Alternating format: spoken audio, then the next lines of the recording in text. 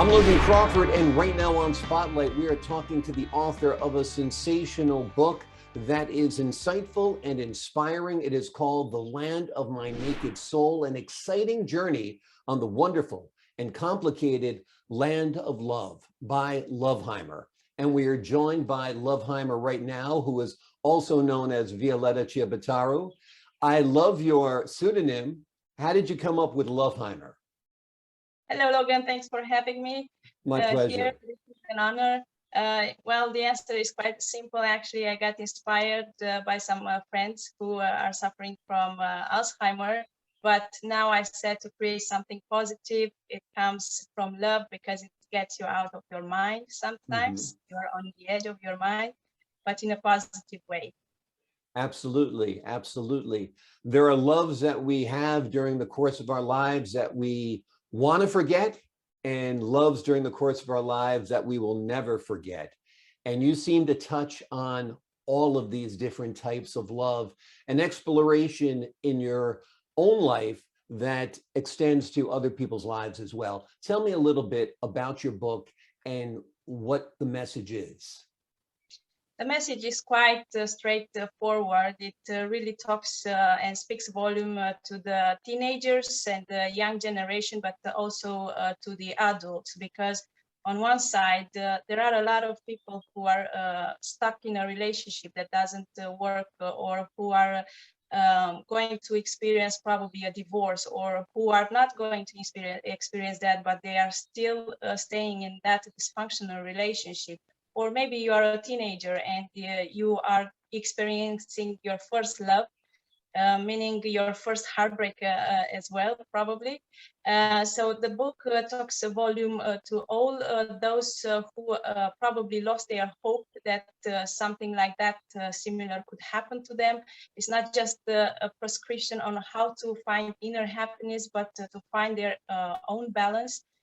Make sure that they know that they are not alone in the process. This is not something that happens only to them, but actually quite a lot of people experience that.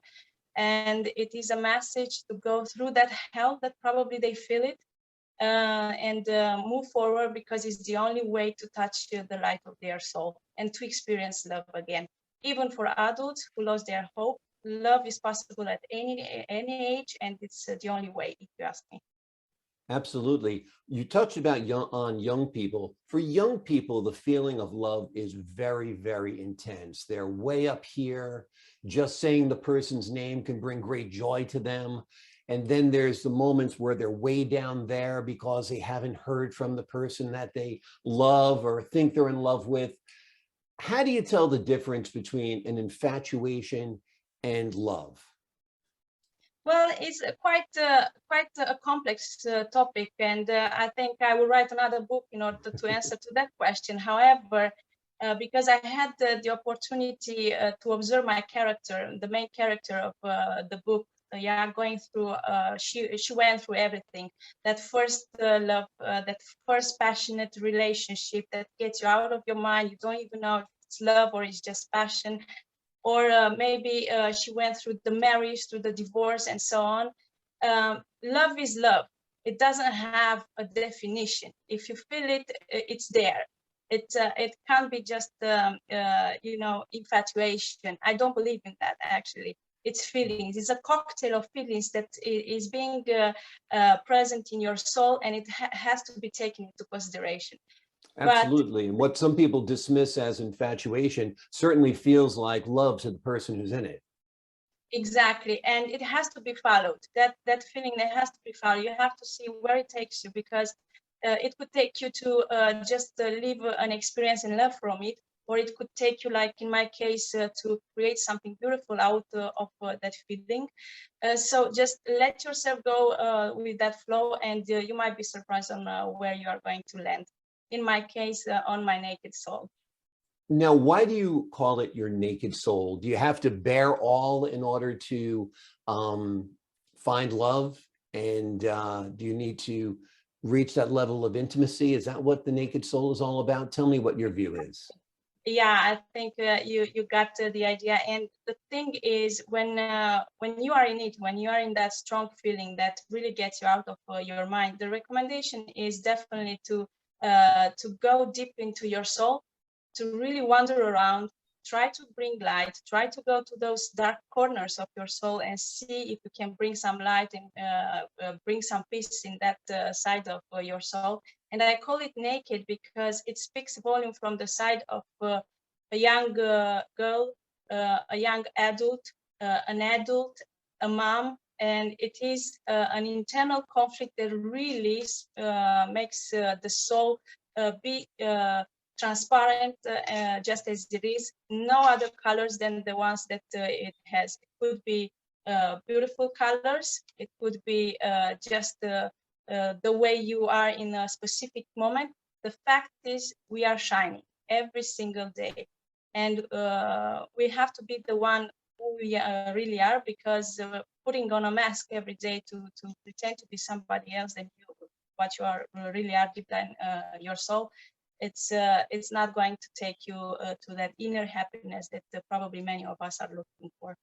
So Do you just be think love has changed over time now that we have all these computer mediated relationships that are going on, that people in some ways, feel disposable or easily replaced? You have all these dating apps, you have people, no longer being trustworthy, they're ghosting people. There's a whole trend in dating nowadays that people who are a little bit older didn't have to deal with. Well, that's definitely more complex than it used to be before, and it is more challenging. But then again, I think, and I truly believe that the young generation, and not only the young generation, I've seen friends of mine, 83 years old, using those apps and trying to find love again. So that is a beautiful sign. I think it's pushing us to the limits to try to do something different than we used to do before, right? It was before it was enough to have a talk between maybe the king of France and then the king of Italy, and they had it. Everything was set up, and the relationship was there, the marriage was there. Or in order to marry somebody, you had to wait until a certain point, and so on. Now is definitely more challenging, but then again, I think we have also the possibility to. We are all hunters in the end, right? We have that feeling inside of us. It's wild, it's passionate, it's a burning fire. You have a specific smell to identify the other person that fits you.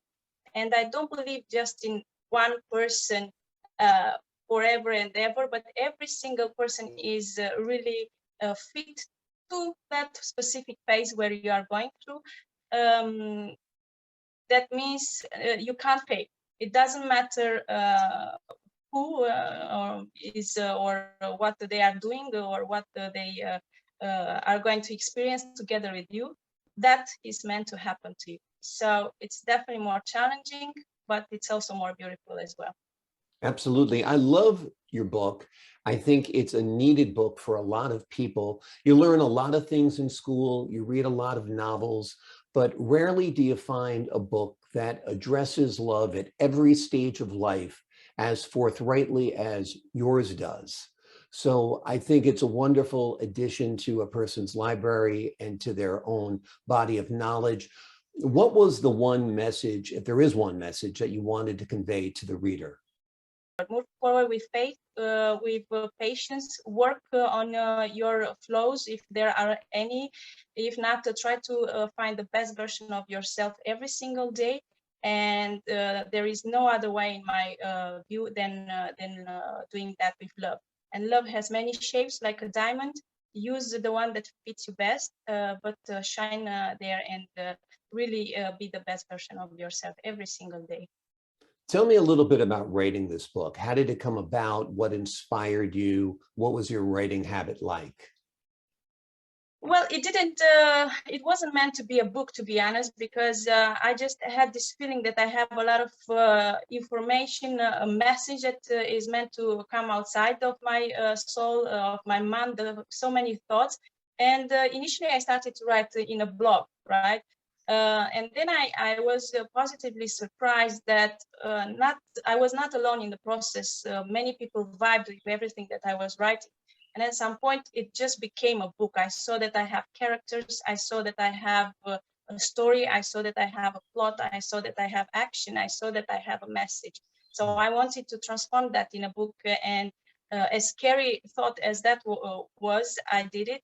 And then yeah, 10 years later, when I saw that I published 3 other books, I said, it looks like a movie to me, if you ask me, because it really extends from one book to the other one, the action, and it sends a different message depending on the phase of your life where you are.